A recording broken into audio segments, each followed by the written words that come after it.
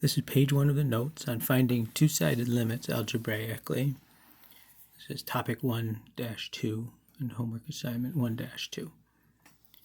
So this is going to apply to two-sided limits only, such as this form. The limit as x approaches a of p of x over q of x. And there's a three-step process to this, and let's go ahead and try it out on the example down below.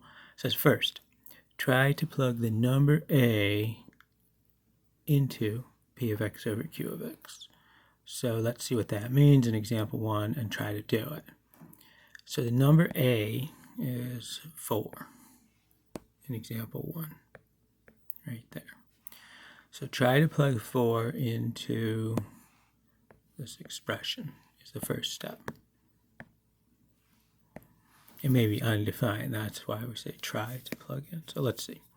So we have 4 squared minus 7 times 4 plus 12 over 4 squared minus 2 times 4 minus 8. This turns out to be 0 over 0. That is undefined.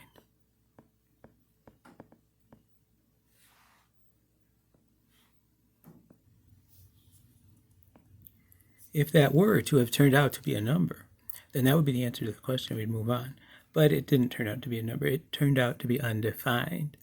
Now, that does not mean that the final answer to this question does not exist or undefined. There's a second step. We did the first try step, try to plug it. It didn't work. Even if that is undefined, as it was in this problem, the limit may still exist. So we have to dig deeper. And the way that we do that is factoring. So what we want to do is factor the numerator and the denominator as much as possible, completely. So in the numerator, we're looking for two numbers that multiply to positive 12 and add to negative 7. So we'll have minus 4 and minus 3 in our factors. In the denominator, we have x and x, and we need a 4 and we need a 2. And we need a minus 4 and a plus 2. That's the factoring step. Now we need to cancel any common factors. And so, yeah, we do have common factors. The x minus 4s are common factors, and so we can cancel those. And we're going to get this is equal to the limit as x goes to 4 of x minus 3 over x plus 2.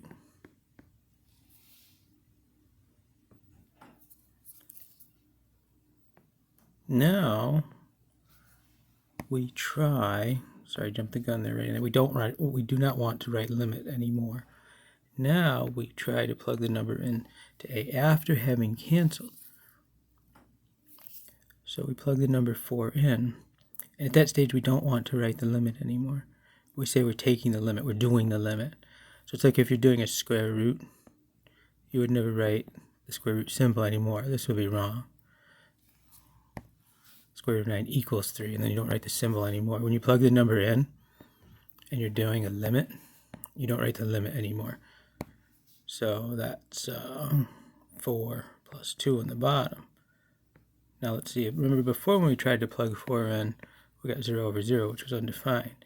But now it's different and nice. 4 minus 3 is 1 over 6. So 1/6 is the answer. All right, this is example 2, another similar example. So the first thing we try is to plug the number negative 4, in this case, a equals negative 4, into the expression. So we have negative 4 plus 4 over negative 4 squared plus 7 times negative 4 plus 12. Similar to the previous example, that turns out to be 0 over 0, which is undefined. But also similar to before, we don't know, based just on that, the answer to the problem. We have to go farther, and we have to try to factor both the numerator and the denominator in general But in this case, the numerator is not going to factor anymore. So the numerator is x plus 4.